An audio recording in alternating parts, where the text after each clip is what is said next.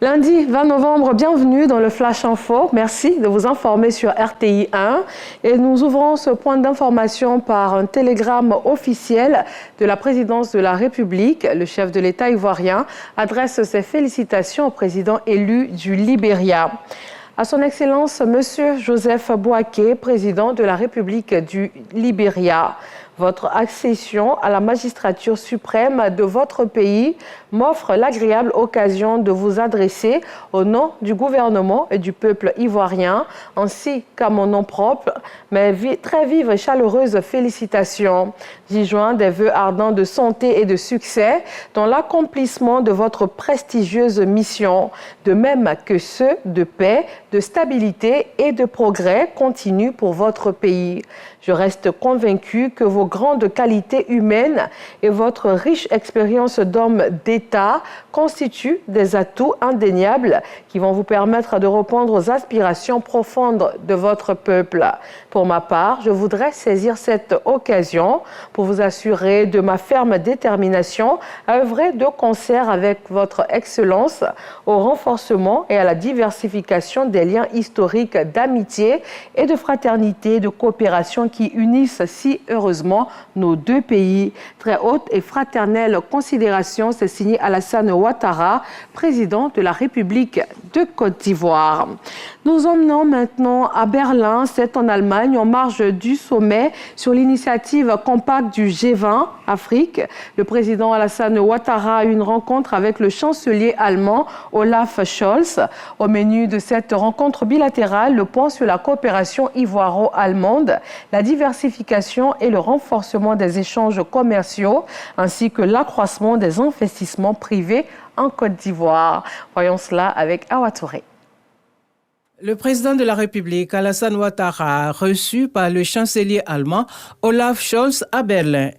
Les bonnes perspectives de coopération entre la Côte d'Ivoire et l'Allemagne, les sujets d'intérêt commun, notamment la sécurité, le financement des économies africaines, la mobilisation d'investissements privés en faveur de l'Afrique, étaient au centre des échanges.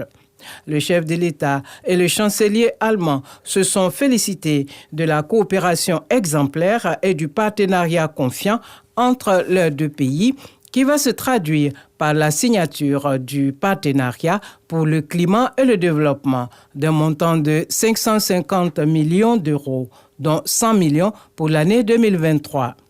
Ils se sont également réjouis de leur convergence de vues sur les défis mondiaux actuels en matière de sécurité, de lutte contre le changement climatique et de développement des énergies renouvelables. Ici, en Côte d'Ivoire, si vous êtes à la tête d'une petite entreprise, cette information va vous intéresser. La 3e édition des journées conseils PME s'est ouverte aujourd'hui à la maison de l'entreprise. 2 jours d'échanges et surtout de B2B où de nombreuses PME peuvent poser leurs problèmes et bénéficier de conseils d'experts juridiques et fiscaux. Dans le domaine des médias, le Salon international du contenu audiovisuel est à sa toute première édition. Distributeurs, producteurs de contenu, acteurs du monde cinématographique et audiovisuel se retrouvent sur la même plateforme. Comment s'adapter à l'ère du numérique et surtout comment en tirer parti? C'est l'une des questions phares de cette rencontre internationale tenue à Abidjan. Direction le Mali, région de Gao dans le nord du pays. Ansongon est la 9e des 12 bases dont la MINUSMA rend le commandement aux autorités de transition. Un départ des casques bleus sans difficulté, contrairement à l'opération de Kidal la semaine dernière.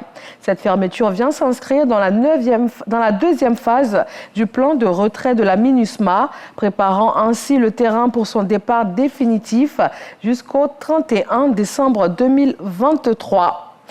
Et le 20 décembre prochain, les Congolais seront appelés aux urnes pour choisir un nouveau président.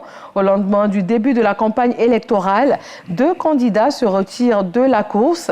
L'homme d'affaires Seth Kikouni et l'ancien député national Franck Diongo se rallient à Moïse Katumbi, l'un des principaux rivaux du président Félix Tshisekedi, candidat à sa propre succession.